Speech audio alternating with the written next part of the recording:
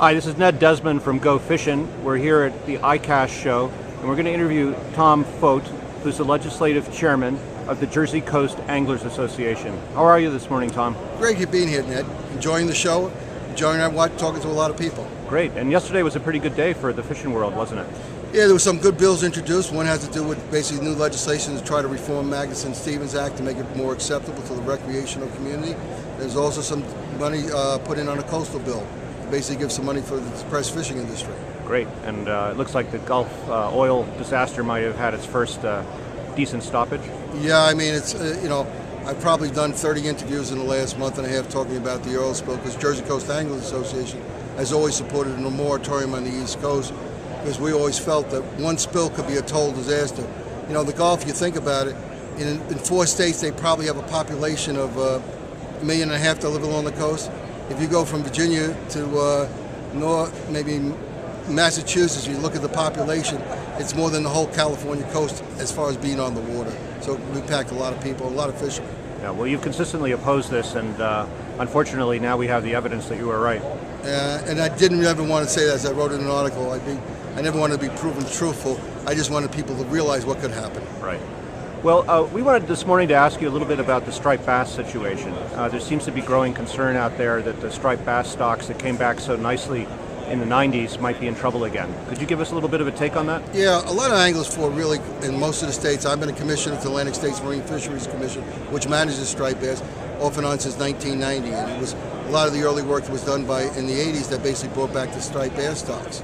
What's happening, I think, right now is because of pollution, endocrine disruptors, and everything that's in the Chesapeake Bay, and also with the harvest of menhaden, we're not seeing the fish develop the way they should be. So I think the Chesapeake Bay stock is becoming a little bit of a problem.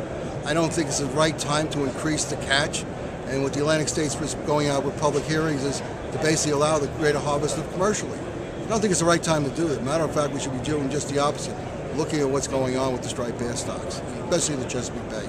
Right. Is there any information on the stocks for striped bass? Are there any decent pieces of data around? One of the most studied fish that we have, besides maybe more studied even than summer flounder, is striped bass. The data says we're not collapsing. The data says that we're basically holding its own. But if you look at the state catches, like from Maine, New Hampshire, Massachusetts, and Rhode Island, those catches have been going down steadily, and they depend on really the Chesapeake Bay stocks. In the early 90s, I'd go fly rodding up in Kennebec River and catch a 39, 42-inch striped bass. You can't catch one up in Maine right now. Matter of fact, the guides are all showing up basically complaining they're not catching fish. In New Jersey, we have great fishing, but we basically depend on the Hudson River stock and the Delaware stock. So those stocks seem to be doing real well. The Chesapeake Bay stocks, and we had a report given to us in the winter meeting, which basically dealt with the amount of disease that's in the fish. And I think the disease really has to do with they're not getting enough to eat. As you know, when you basically don't get enough to eat, when you're suffering malnutrition, you're very susceptible to disease. That's why, as a non-scientist, that's my opinion. But I've been doing this for 35 years. Right. So what's up with the hearings? They're going to be there's going to be a decision made by the state councils in October. Is that right? The Atlantic States Marine Fisheries Commission, the compact of the 15 states along the coast, will be having a meeting in November in Charleston. The public comment period is actually open until October, and we'll be deciding it then. New Jersey's public hearing is July 22nd. I don't know where the dates of all the other hearings. Right. But all you have to do is go to the ASMFC webpage, Atlantic States Marine Fisheries Commission webpage, and they list all the hearings. The public hearing document is up there, so you can get all the information and get involved. That's the only way you can stop things. I mean, I've been volunteering, getting involved for 30 years, and truly we can make a difference. Great, I'm sure that's true, and it's a great record of making a difference for the striper with conservationist sportsmen getting involved. In New Jersey a long time ago decided that we should be no sale, and we've been pushing a bill, the Jersey Coast Anglers Association for the last, and so is the Maryland Sport Fishery Association and Stripers Forever, to make striped bass a no sale along the whole East Coast. The bill doesn't seem to get passed every year, but the West Coast has made striped bass game fish. The Gulf has striped bass as a game fish.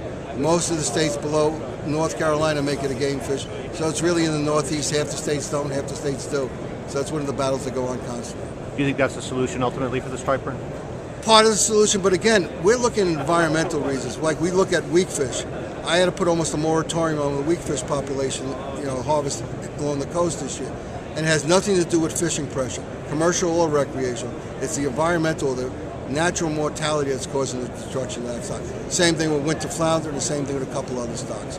You know, it's like the smallmouth bass in the Potomac River that are laying, the males are laying eggs. And then we see that with a bunch of, the winter flounder in Jamaica Bay, you have 17-1, 15-1, and 14-1 female to male ratio. So that's, you know, we need to clean up our sewer systems. Right. And back to striped bass for a minute. What's the situation with bait and menhaden? It seems like that's one of the culprits potentially in the striped bass, stress on the striped bass. There was a little information put out by Omega saying the stocks are in great shape and everything else. They had some commission, but report on that. But that was an old report. The latest menhaden assessment has some concerns of where we think the menhaden stocks are, and we're looking basically to take a look at that. My fear right now, with the closure of the Gulf, we don't know what the impact of that's going to be on the menhaden industry in the Gulf, which is owned by Omega, which owns the reduction boats on the East Coast. Will they transfer that need to fulfill their contracts to the East Coast, since menhaden has not been capped as far as what the catch can be on the East Coast? So we'll be looking at that. That affects the striped bass population. When we threw the reduction boats out of state waters in New Jersey years ago, and in a short period of time, we saw more menhaden than we ever seen before. And all of a sudden, we have a booming striped bass fishery like no other state has. Yeah, they're fast breeders, aren't they? They come back quickly. They live to be, you know, there's a species that can live to be 10 years old on the East Coast. And yet, all we're seeing is 1s, 2s, and 3s. There's a few 5s and 6s in the bait industry that we see, but the majority is small fish. We should if it was any other species, we make sure we break it out to many year classes. We don't do that with menhaden. And the excuse is they have a big fecundity for a small amount of fish. That means they produce a lot of eggs for a small amount of fish. I see. And how do you make sense? This is a slightly different question of the state waters versus federal waters when it comes to striped bass. You know, this is purely anecdotal, but on Cape Cod they say that out in federal waters there are tons of striped bass, but they're a little bit fewer than normal in state waters. Is that a meaningful observation? No, the striped bass have always been in federal waters, but when they were always in inshore waters, it was easy to catch. Jersey coast is opposed to opening up the EEZ for striped bass. When we had the public hearings going back, in 1990 we had tons of people. In 96 we showed out 900 people at public hearings to make it keep the EEZ closed. Our fear is the EEZ should be a sanctuary, because also in New Jersey, it will allow, as long as you have it as a commercial fishery, it will allow commercial boats to harvest in our federal waters right off our coast. We don't want that happening. I see.